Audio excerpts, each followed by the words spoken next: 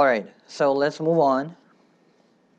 List nesting, as same as we discussed about nesting if-else structure, we can also nest list within a list, and that is what we call list nesting.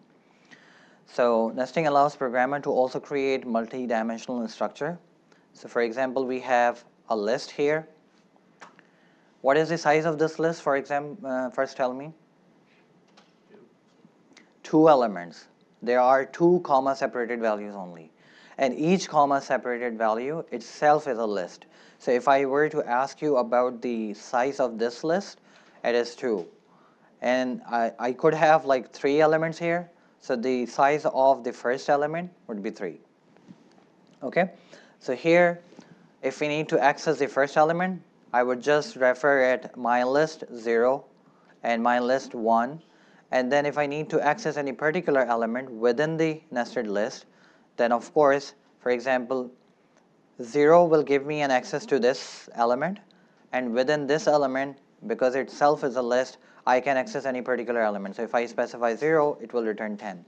If I specify 1, then it will return the first element within this list. Does it make sense?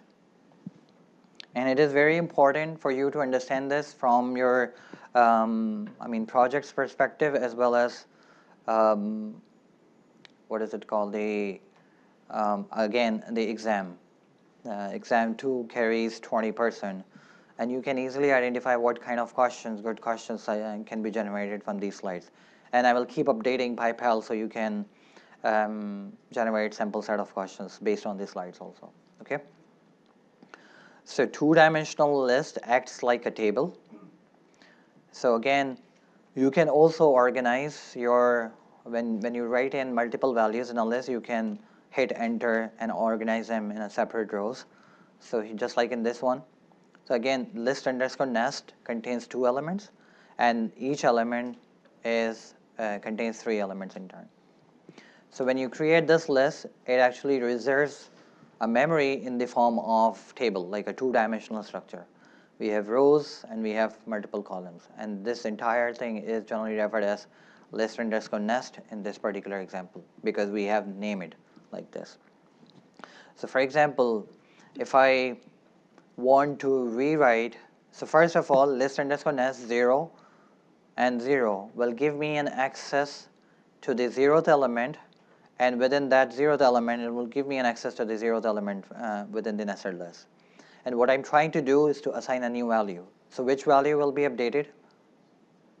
10. So 10, 0th row, 0 column, 10 will be updated with 34. Similarly, first row, first column, 4 will be updated with the new value 72. And first row, second column, 16 will be updated with the new value 98. So whenever you are dealing with nested lists, and you will definitely be dealing with in your exam, in your homeworks and labs, you can easily visualize this kind of thing by considering it as a 2-dimensional table. Okay, when there is only 2 level of nesting. The level of nested list is arbitrary. You can nest as many lists as you want, but again, it will make your database more complicated, and it will be also more complicated for you to process. All right, so this is one way of accessing each element in a list. So here we have only 2 elements. Suppose that I'm maintaining the database of 175 students, as I do in IOTA.